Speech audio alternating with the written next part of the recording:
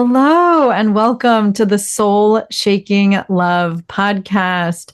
I'm your host, Valerie Green from CoachValerieGreen.com. And today I am so thrilled to bring you divorce coach 𝐊𝐚𝐫𝐶𝐲, because as you know, marriages are, what we try to keep together, and nobody intends to get divorced, but we need people supporting us in making these tough decisions and having the rest of our life not be too impacted. And so we need people to help us through that. So here's Karen to help us both make the decision and thrive in it, and minimize the fallout. So nice to have you here. It's great to be here. Thank you so much for having me, Valerie. You're welcome. Yes. And I'll tell you a little bit about Karen, because she actually interviewed me for her podcast too. And she is a wealth of information. Her podcast, Off the Fence, helps people make these difficult decisions. And she helps people both. She's a divorce coach, a lawyer, a mediator, an author, and a speaker, as well as a host of the podcast. And she helps people become what she calls the CEO of their own divorce, which means that you can make all the decisions that minimize the impact, less conflict, less expense, and less damage to themselves and their children. And she's also the author of When Happily Ever After Ends, How to Survive Your Divorce Emotionally, Financially, and Legally. And she's also the creator of the online divorce programs, the Divorce Roadmap 3.0, and How to Successfully Mediate Your Divorce. So she's just a wealth of information. And I wanted to have her on this show because most of my guests are focused on how to have your relationship thrive. So, I mean, of course, we can talk about that here too, like how to divorce proof your relationship. But a lot of my clients come to me because they're not sure how to make the decision. And so that's where I think it would be good to start. So this interview will talk both about how do you know if you're embroiled in conflict or you're just too distant. How do you know if your marriage is able to be saved? How do you know if divorce is the only option? And that's a really gnarly question to unpack in and of itself. And then secondly, we'll talk about if you have made that decision, what do you do? What are the steps? How do you navigate it? How do you tell your spouse? How do you make sure, what does it mean to be the CEO so that you navigate your life with what's in the highest good for you and minimize fallout to all those involved? So I know I've said a lot. So let's just dive into that question. Like, what are the factors in the decision in the first place? Well, I think there's a couple of things, and some of it's exterior, some of it's interior, some of it's highly practical, tactical, and some of it is sort of a deeper on a soul level. So I like to start with the practical, tactical, because the point is, if you are, for example, you're the stay-at-home spouse, you've got a couple of kids in the house, you haven't worked in 10 years, you're relying on your spouse's income to support you, and there's barely enough to go around. Now you've got to know, practically speaking, if you're thinking about divorce, is this even possible? What will that look like, right? But, so you've got to think about that, but you've also got to do the inside work. So let's start with on the interior. What do you do? And I really believe that most people take their marriage very seriously. And so it's about trying. Have you tried marriage counseling? Or if your spouse says, no, I won't go, that's it, forget about it. All right, but you at least try to do that. You got to try marriage counseling. Try, if you are of, any faith and you've got a faith-based way to, an organization or a group or a person, you could go to a pastor, a rabbi, a minister, who knows, did you try that? Did you try a couples retreat? Have you tried working things out yourself? Have you tried to have conversations with your spouse? Have you done everything that you can do to make your marriage work? That's always the place that you start. And then after that, if things are still not working, then you can start to explore other options, so to speak. Hmm. Yes, I completely agree with that because, what you're talking about is talk to trained professionals who are used to supporting people with this decision because it's not a decision to be taken lightly, as we all know. It is one of the most important decisions of one's entire life is who we are married to, who we spend we live with this person, we share everything, according to whatever agreements you made. And it impacts everything in your life. And so it's impossible, in my opinion, to make a really intense decision like this on our own. It's important to talk to someone, right? So I agree, be it, go to marriage counseling. And I think there's benefit, even if one spouse doesn't want to participate, to go to individual counseling or individual coaching and talk to that trained professional about, have I done everything that I'm capable of doing?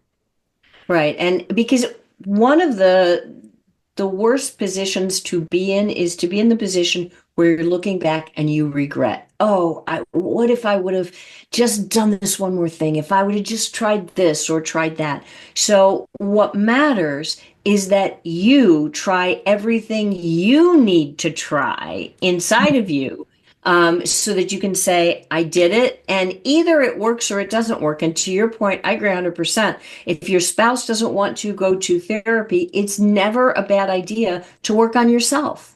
Go to your own individual therapy or get your own individual coach. And by the way, there are marriage counselors and there are marriage coaches as well, right? They each have their own different angles. So whatever speaks to you, do that. Because at the end of the day, if you know in your heart that you tried everything you could and it just didn't work, then you're going to be able to walk away without regret. Absolutely. Yep. That's what I tell my clients as well. And, when I coach people, I tell them everything that I know to try. And then, of course, coaching is a collaboration. But I agree with you that sometimes, and a lot of people think that my definition of success in a relationship is that it stays together. And I agree that marriage as an institution is only a success if it lasts, because that's what the institution is. But a relationship, in my opinion, is successful if we grew together, if we learned something, if we shared memories together that we'll treasure for the rest of our lives. And sometimes this person it's not in the highest good to stay with them. We're not going to support each other in being our best selves.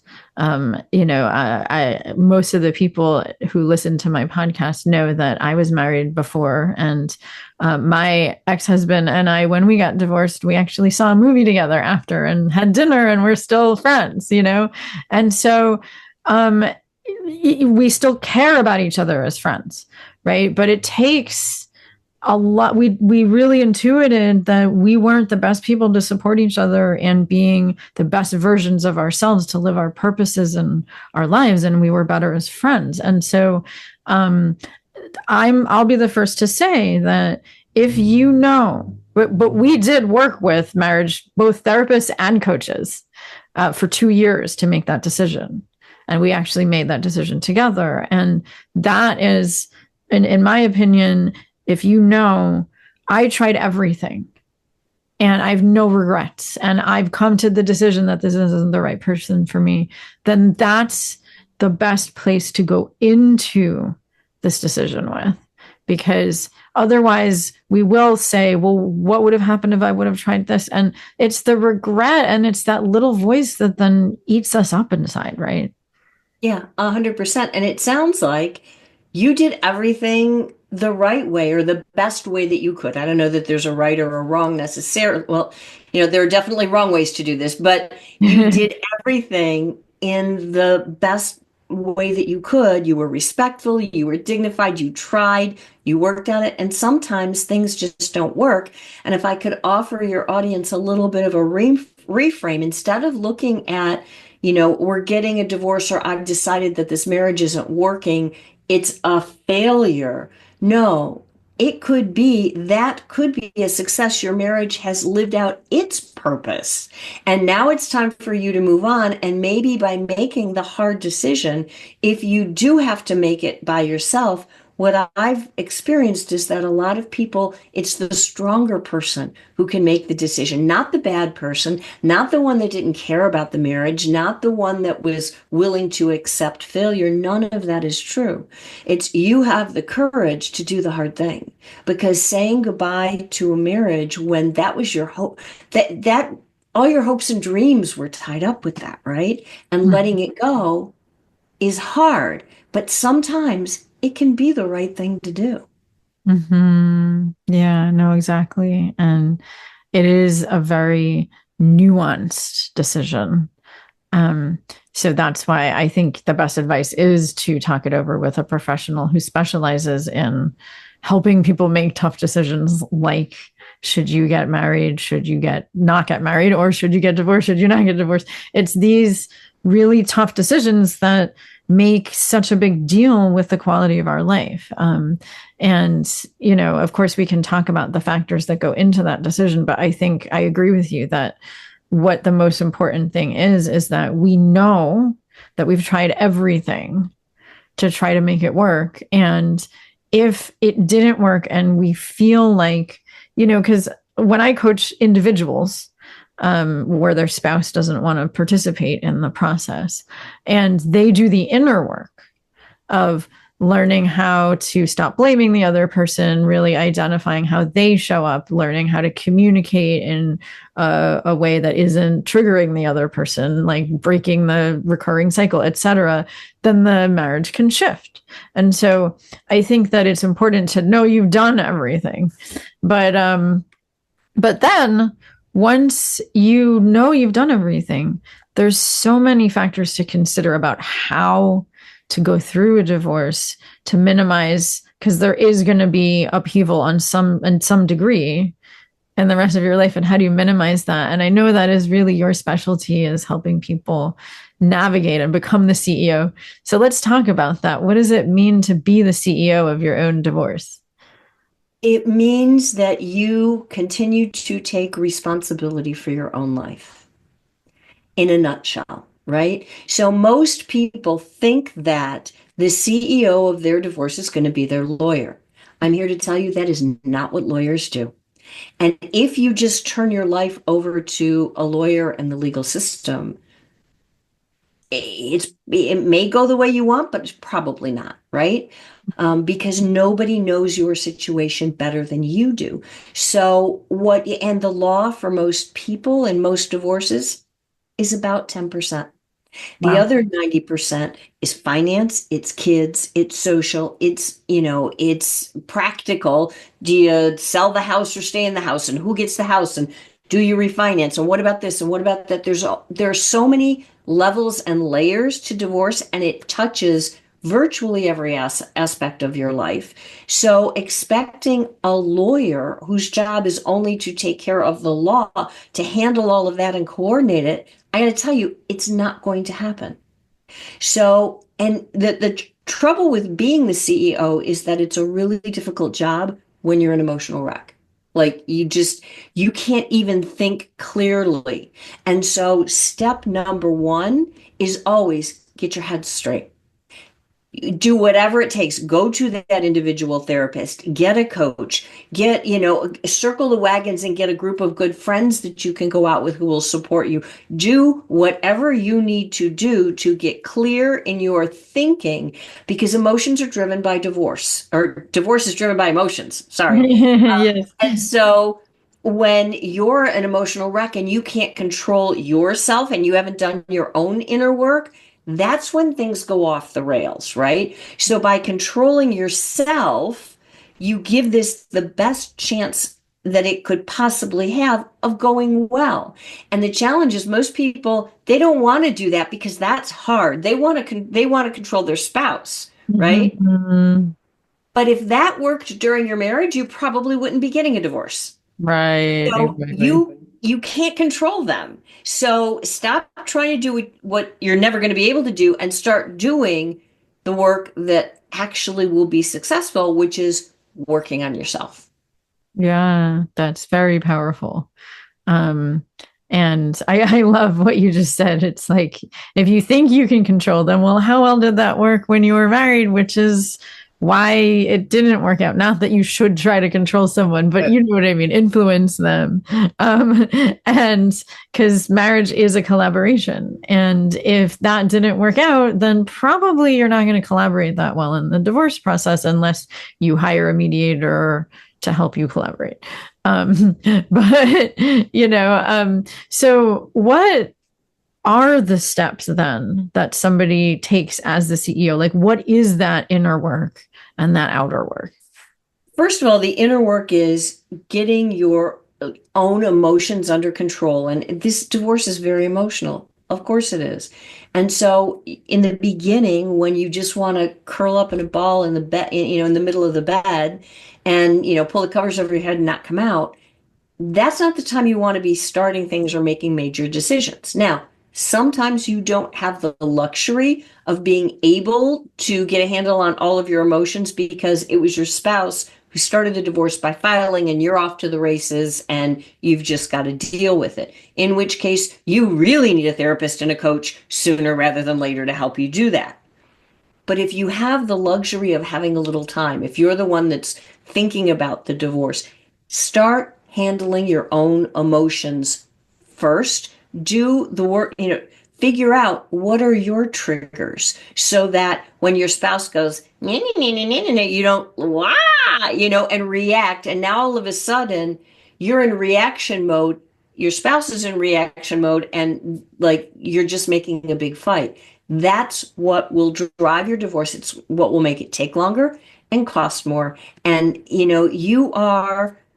you're very vulnerable at this point in time. And if you can't control yourself, it is too easy for, let's say, an unscrupulous divorce lawyer, should you happen to find one of those, to rile you up. And to fear is what drives most people in a divorce. They're afraid they're going to lose everything. They're afraid they're going to, not have any money. They're never going to see their kids. They're going to, all the things. There are a million things to be afraid of. And I used to say as a divorce lawyer, you give me 15 minutes. And in 15 minutes of talking to almost anyone, I can scare you so badly, you will do anything I say. Oh my God. And that's really what, now, there were people that did not work with because they had it together. They had done their work and they would be like, yeah, no, I don't want to do that. Okay, cool. Right. And what you have to know is even if the lawyer is totally above board, lawyers live in the land of what if, right? What if this bad thing happens and that bad thing happens and I have to protect my client here and then I have to protect my client there. And so by the time they're done protecting you, you're scared out of your mind. And so you end up doing all of these things that perhaps you didn't have to do, or you didn't have to do that way so that the conflict could be dialed down. But you didn't know that. You were just reacting, and the lawyer is protecting. And so when you put those two together, then you've got a spouse who's like, oh my gosh, that person just did blah, blah, blah. She's coming after me or he's coming after me. Now I've got to protect myself. And it triggers the upward spiral of conflict. What you want to do is calm all of that down so that you can deal with what are definitely emotional decisions in as rational a way as possible. Yes, that makes so much sense. And so would it make sense to have people know, okay, what decisions should I, because there's the inner work of navigating your emotions so that you can make rational decisions. And I completely agree that that's important. And then, so should people go to a lawyer kind of already wrapping their mind around the categories of decisions that they want to make so that they're not scared by the lawyer? Is that what you're saying? What they need to do is have some decisions already made in their mind, to sit down and say, number one, how do I want to do this? Right? And that decision is informed not just by what your personal preference might be, because everybody would say, oh, I want it to be easy and quick, and that's beautiful. But you've also got to take into consideration, who are you married to? What kind of a relationship do you have? How do you think this is likely to go?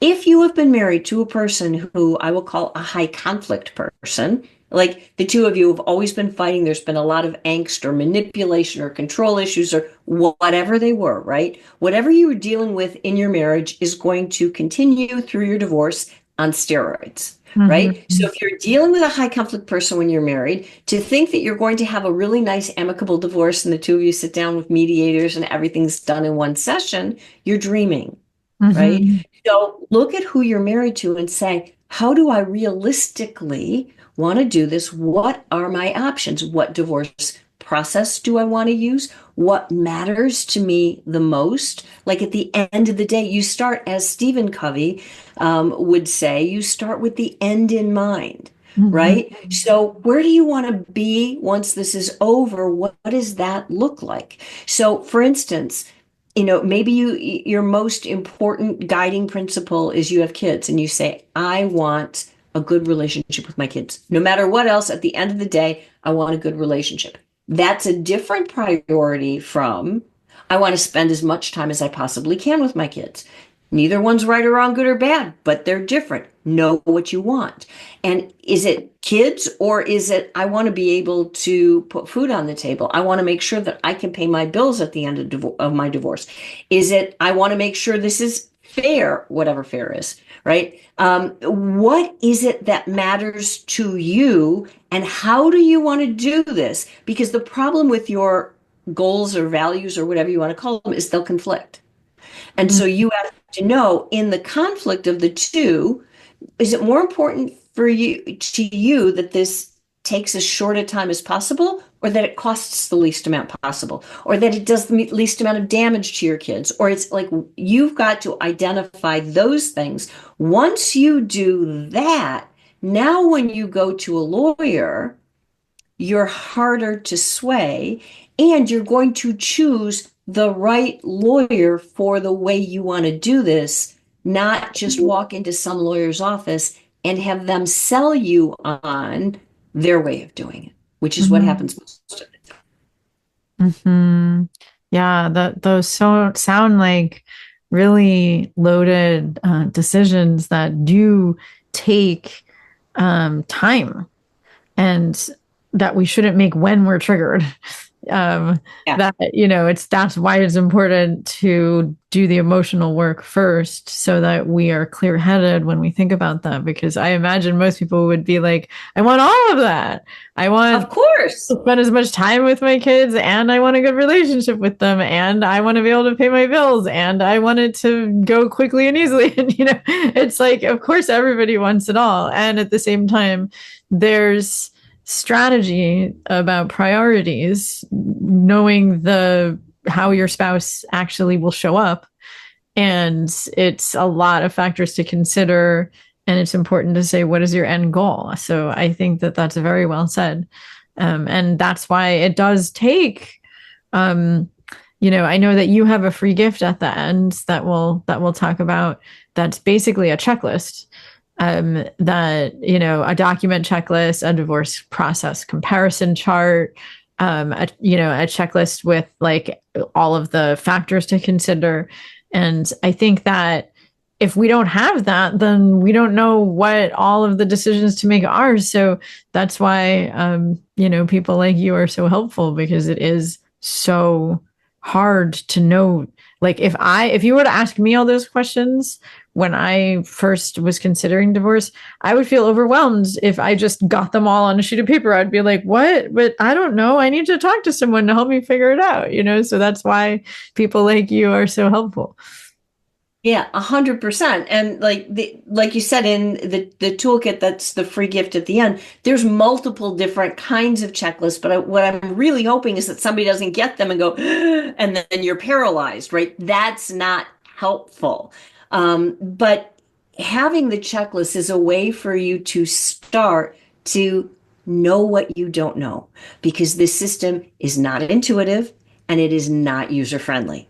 So if you don't understand at least what questions to ask, you're never going to ask them because, like, why would you think to do that? And then that's when you go down a path that perhaps you hadn't wanted to go down, right? I mean, that's why I switched from lawyering to coaching, because what I realized was what most people do when they want a divorce is they go to a lawyer, right? And they say, I want a divorce. And the lawyer says, okay, here's a contract, sign here, give me some money, and we'll file.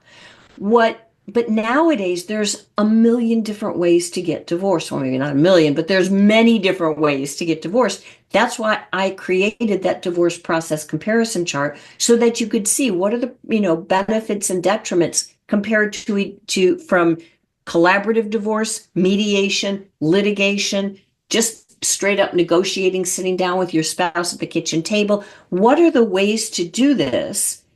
And you can see what the cost and benefits are of every single process, so that you can say, yeah, this is going to work for me, this won't, or maybe I need to talk to somebody about this and this and this. Because when you go to a lawyer and you sit down and you talk to them, they are going to tell you, oh, if it's a litigator, they'll say, I will fight for your rights. I will make sure you are protected. You're going to get everything you need. Just sign here. The lawyer who's more of a mediative mindset will say, we can work it out. And they're not telling you what you need. They're telling you what they do. Mm-hmm. And they're not educating you about your other options. That's why, one of the next steps after you've gotten your own emotions under control is to educate yourself. And when you've done those two things, then you go to the lawyer. And that's going to give you the best chance of getting the right help, because you 100% need legal help. The legal piece may be small, but it's important. But you want to be managing that so that you're not paying, tens of thousands of dollars to your lawyer to do things that weren't what you ever wanted anyway. Mm-hmm. Yes, that's very well said. And I agree that there's so many different types of divorce, and types of divorce processes, and there is no one size fits all approach. And what most people want is, if they have kids, especially, is to minimize the damage to the kids through the process. So regardless of what kind of divorce you have, what advice do you have for how people, tell? Of course, there's how you tell your spouse, and that differs depending on their personality, I'm sure. But also, how do you tell your kids, and how do you minimize the damage to your kids through this process? The way you minimize the damage to your kids is you keep them out of your divorce. They do not belong in the middle between the two parents, period, full stop. And, you don't want to talk to them about issues that they have no business knowing. It is not their business what you're paying or receiving in child support. It is not their business, who is responsible for who, or who's fighting about what, or how much money you have, or like any of the money issues. Not their business. It's not their business who had an affair or who did what to whom in the marriage. Sharing that kind of detail with your children, especially younger children, can be extremely damaging to them. Why would you do that? You do it because you're in pain and you just want to, you want to hurt your spouse, but you're also hurting your children. No parent wants to do that. And so that's how you minimize the damage to them, is you keep them out of it. And as far as how you tell them, in a perfect world, you and your spouse sit down together, and the message is very simple. We love you. This isn't your fault. It has nothing to do with you per se. We just can't, we care about each other as human beings. We just cannot live together anymore, right? Whatever that looks like. And you try to, give the kids, you wait to tell them until you have some measure of certainty about what's going to happen to them, because children are small humans, right? They care about where am I going to live? Am I going to lose my bedroom? Are we going to have to leave the house? Am I going to leave my friends? Am I going to have to change schools? Am I going to, all those things, right? Yeah. And And who am I going to live with? And am I going to get to spend enough time with each of you? And right. And how is this going to work? And what are you going to do? And you don't have to have all the answers, but you have to just have a concept, right? And the concept can be right now, nothing is changing. For right now, you're going to stay in the same school. We're staying in the same house. We're going to blah, blah, blah, blah, blah. Daddy and I or mommy and I are working this out, but to let them know that they will have as much notice as possible, that you're not going to come into them and say, okay, well, tomorrow you're starting a new school, or, we're moving, or that they get some time to adjust because everybody needs that, right? And to the extent that they can have agency about something, that's always helpful. And they're not going to obviously get agency about the big things. People think that you can ask a kid, well, do you want to live with mom or do you want to live with dad? I mean, how much do you hate your child? Why would you do that to them? Then the rest of their life, it's like Sophie's Choice, right? The rest of their life, they're blaming themselves for this, or they chose the wrong person. Or that is not their decision. You are the parent. That's your decision, unless they're like 17 and you can't really do anything about them anyway. But you can give them agency about things like, okay, we know we're at least going to have two houses, right? Well, this is going to be your room in the new place. What color do you want to paint the walls? What furniture do you want? What can like have them help and make their new room their own, or things like that, things that are age appropriate decisions for them to make, not necessarily about the marriage or divorce, but about the things that are going to change and affect their life. Absolutely. I love that because I agree. I mean, depending on what age the child is, children always make everything about them. They're still developing their brain, so what they care about is how are they going to get their own needs met, and what does this mean about, is it their fault? And what does this mean about the relationship with each of you? And if you can reassure them, like, we both love you, you'll still have time with each of us. We won't make any quick changes. We'll give you as much notice. This will still be your room. You'll get to pick out your room at the new place. We'll help you through the transition. That's what they care about, that you're not suddenly upending their whole life without caring about how they feel about it, and telling them things that are above their ability to comprehend. Because I agree with you. I think a lot of parents make that mistake too, that, talking about child support or talking about blaming the other spouse. I think that's another mistake that people make, is blaming the other person. And granted, if you're getting divorced because you're married to a narcissist, or that you didn't know before you got married, obviously it's going to be more their fault than yours. If you are, let's say, identified as, okay, I'm codependent and I didn't know that, and I chose this person because I thought they were really confident, and now I realize that they're really controlling and that doesn't work for me. Regardless, I still had blind spots, and I have to take responsibility for my decisions instead of blaming the other person. And I think all kids care about is, it didn't work out between us. We still love you. We're still going to work everything out. They don't need to know whose fault it is. They don't need to know this adult information. If they ask, why is this happening? I think it's really important to have, worked with some kind of professional, how to talk to your kids and explain it at their developmental level. Because like a 5-year-old doesn't need to know, well, we tried talking about our attachment styles and they just, they're anxious and I'm avoidant and it didn't work because we kept triggering each other. Like, I'm not saying that you would say that, but it's like, it needs to be reassuring to their nervous system.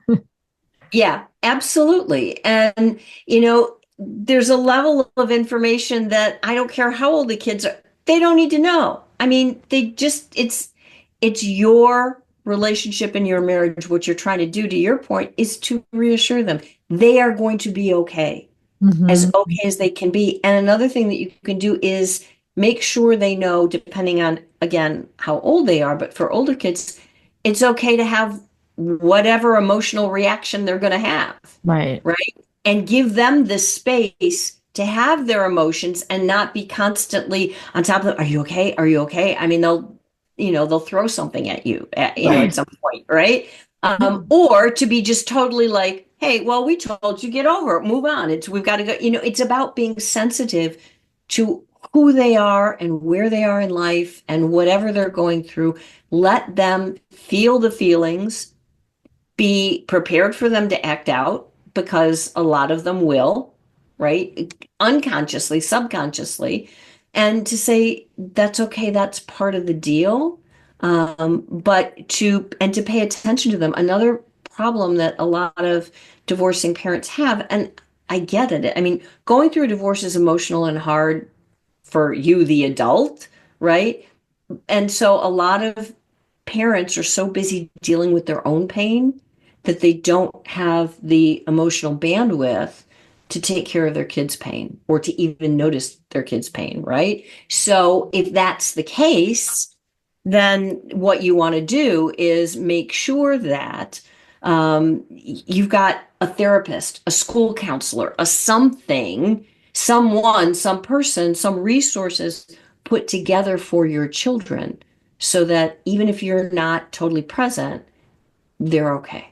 Mm-hmm, exactly. And that you at least validate their feelings. Like if they get really angry, if they get really sad, if they get really scared, it makes sense that you feel that way because your life is changing.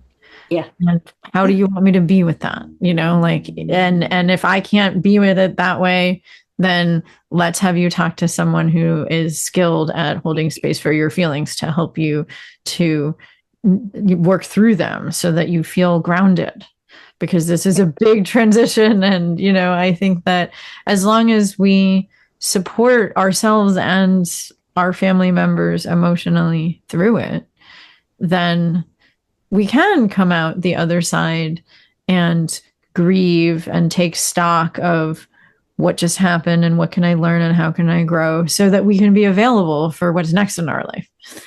Exactly. I mean, nobody wants to be that person. And we all know somebody like this who they've been divorced. It was 20 years ago and they're still angry and they're still bitter and they're still broken. Nobody wants to be that person, right? You want your divorce to be a blip in the radar screen of your life, that it's part of your past and you've moved on and you've healed.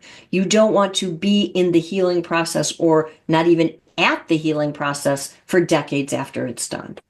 Absolutely. Yeah. And I completely agree that it's a process. I mean, for me, even though I'd done all that work before I got divorced, and me and my ex-husband, who I sometimes call my husband because we're still amicable, it was a really seamless process for us because we did actually collaborate well. There were just other factors that we eventually discovered made us incompatible, but I still needed to grieve for about a year after that and go through this grieving process. I wasn't available to jump into a new relationship. I needed to really take stock.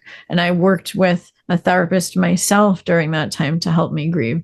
And so I imagine that's also part of what you do is help people navigate what emotional processes do they need or what other support do they need so that they can come out the other side and be more clear.